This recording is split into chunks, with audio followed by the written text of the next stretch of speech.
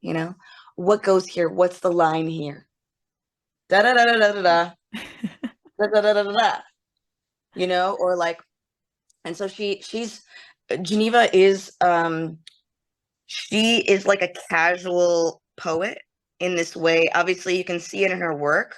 The commentary in her work is it's just really figurative. It's layered, and it kind of just for anybody who's familiar with these intersections that we've always had to deal with, and for her, it's like a different one, but it's the same blob. You know what I'm saying, that we're all dealing with.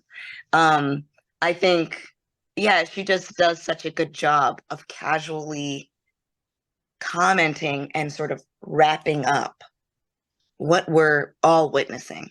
And that talent comes through, obviously, her as a painter, just the work itself, but it also just comes through in the words. She'll say things in a way that's just like, oh, wait, what? What did she say?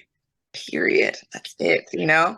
And it'll be like a figurative way to talk about the thing, but it's also very literal. Like you know exactly what she's saying. And that talent, it just translates to lyric so well. So whenever I was stuck, she was kind of my number one go-to. I Um, wondered how you pulled, because you've discussed this a lot before, that gibberish sort of melody, how you ever turned it into actual lyrics. Like it's from a vibe to lyrics. And I was like, how does that work? But that makes so much sense. You just need a mate to help you out. yeah, so I make what I'll say is like most of what you're talking about happens within me Mm. alone.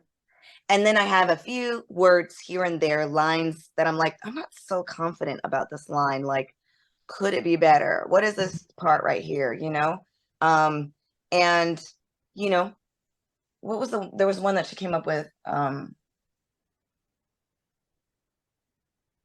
Oh yeah, I was like, na na na on metal days. She was like writing out on metal rays. I don't know what it means. And I was like, period. I don't know exactly what that means, but the image is so, that's what I'm trying to say. She's so good at creating a picture in your mind. Hmm. That world. Um, Yeah. and also that just feels right within the context of what Kelela's giving, and what I'm trying to say in the song. Um, there's so many moments, where I've just been like, it's a riddle. Feels like I've set up a riddle, and I'm asking her and my friend Asma, who is also my longtime collaborator, on the sort of music production side, but also on the lyric side. What's this line here? It's like I call it. What was I calling it? What was it? Maybe I would just say like, let's play lyrics. Who wants to play fill in the blanks? And we're just getting on Zoom, and I'm like, okay, so here I do da da da da da da. Oh, I remember when I wrote Contact. I remember going to us and being like, I want to say, oh, it's a sauna here if you wanna. And I was like, Ultimate. girl, is this some dumbass lyrics? Is this stupid? Like, she's like, no, this is so good. And I remember Claire Ampo being like, the fact that Kelela rhymes sauna with wanna. I was like it's the line that everybody loves, and that's kind of something that my friends kind of had to remind me of. Is some things that I'm like, I feel a little bit, I feel shy. They're right there, kind of being like, that is why we love you, Mm. and it's just such a good reminder. What I wanted for this record is just an experience that was affirming. I wanted the not because I think we're all used to the manifestation, of the record, when it comes out. Obviously that's an affirming moment. Everybody's like, we love that, and you're great, and they keep telling you over and over again. But I think I wanted the process to be just as affirming as the release of the project. So that means that, you know, my choices, who I include, you know. There's a way that you could be writing with other writers and you achieve something that you like the sound of, but oftentimes you might have a shitty experience in the studio, you know, to get there. I think we're all in general kind of used to paying it a little bit and dealing with doubt producing interactions. Geneva has this series called Doubt Guardian. And yeah, if you just look it up, I mean, I don't need to say a lot, but she has, I think, Doubt Guardian 1 and 2, and they just sum up, you know, there's just a way that she's been talking about it. Like, I don't know, she's the one who sort of helped me frame it this way. But I think that there are so many doubt producing interactions that we are just used to having. And when you're making art, it's just a part of the process because you have to exist in this industry. And it's just like, not everybody's on that page, but a lot of people might have the juice. You know what I'm saying? So it's a weird one when somebody like is good at writing, but the kind of can make you feel like shit in the middle of the process, you know? And so for me, it was just really important that I only include people, whether they're master songwriters and known for that or not, that are affirming and like, I guess have experienced a lot of the same bullshit. You know, at the end of the day, that's what it is. Like those of us who are experiencing something similar, and have sort of promised ourselves that we're not trying to put that back out in the world. I think that there's a way that we've kind of all begun to link up. And this record is a real manifestation of that link up. So it's really Geneva and Usma are the only two that I kind of consulted on a lyrical level. Amazing. You pulled that out of her. And I was wondering about LSDXOXO is somebody who I am so intrigued about the comments that you made where you were like, I just felt like I needed to start with him when I was beginning Raven, because the context that we know him in is with, well, I know from Sick Bitch from 2021 and it being such an assaulting, like unapologetically sexual club banger. And then also obviously the Take Me Apart remixes. But why did that feel like home and like a good refuge to start in? Well, RJ is just a very sweet person, just straight up. And she has the range.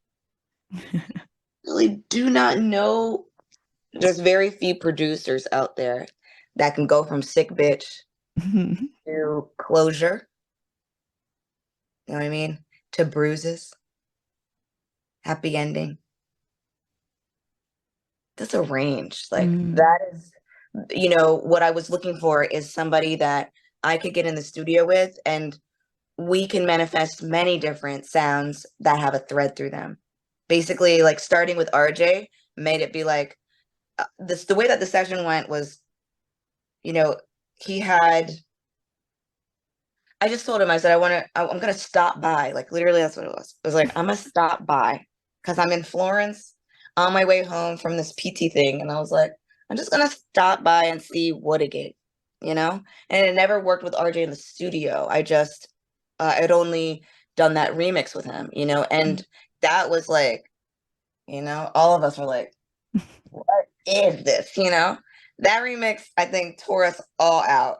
And I was like, you have so much, I think, that a lot of people have not even heard. Also, what RJ was doing back in the day, the like old LSDXOXO mixes, early ones, there's a whole nother set. If you really go into the catalog, it's so wide ranging, you know? And I'd asked him, I was like, I'm gonna stop through, let's just do like a week and just see what happens. And he was like, okay, amazing. Got in the studio on a Monday and he played me 6 tracks. So I don't listen to tracks before I improvise on them because I want to catch my very first listen, because that's when I have the most sort of childlike intuitive response to something. The second listen is giving heady, you know what I'm saying? Yeah. I'm already like thinking, I'm like, you know. So I just try to make sure that it's just loaded up and I just go. Most of the melodies you're hearing, all in the first go, for the most part. You know, I'm just like, first idea, best idea. But when I first went into the booth, I just remember being like, you are so good. You see, he had 6 tracks and I was 5 for 6. Like, he was 6 for 6. Every single one was just like, wow, this is how I've always wanted to sound and did not know I wanted to sound like that.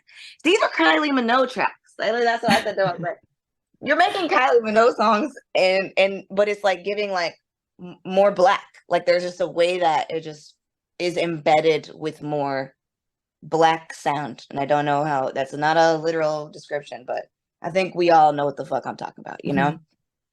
And it was just, I don't know, I was very, it set me. And I remember finishing, and it's so funny because the first takes, I remember finishing, getting out of the booth on the first song and being like, I'm feeling really rusty and I'm gonna come up with better ideas, but this is where we're at right now. It's been a minute. And my friend Austin was like, girl, be quiet. Okay. That was popping. And it's so funny because I think the first one was Closure, that I improvised on, and it pretty much goes the way that it goes, you know. But it's interesting how when you first approach something, you can think you don't have it, and then yeah, I just stepped away for a second. I was like, wow, this is album material. The 6th track is something that I still am trying to write to because it's just so good. He just is so good. He's really, the range, like that's probably the biggest reason. Like it's giving one-stop shop, convenience store. You can get your deodorants, you can get your water, you know what I'm saying? Things for your body, things for your mind. And it all hits. I think that's why LSDXOXO is such an amazing producer. And also because there's a way that he can hit the intimacy button, even in a type context. He's done a remix for this project, and I don't know. I don't know how to explain it. It's like I can't believe I have that moment. Like I can't believe that my voice is over a track like this, you know. And I can't wait for people to hear it because it's just, it opens me up to a whole nother world and a whole nother space, I think, in the music listener lexicon. So it's a really beautiful, he's just a great person to work with on many levels. It's so And great he's to very hear. sweet, you know, he's sweet. I think that's the biggest part. He's kind. Yeah, it's so great to hear how he's got this ability to pull you out of yourself and look at how cool you can be and how much you can extend yourself. Literally. Like Yeah. when I sing over an RJ track, I'd be like, I feel like I'm really that In girl. character, yeah. You know what I mean? That's what it feels like. I'm like, oh, I'm in a video automatically. Like the image in my mind is so, and I feel like, you know, there's a way that I've always worked in imagery. Like, so much of the sonics that I'm after, I think, are meant to make you feel like you're the main character in your own movie.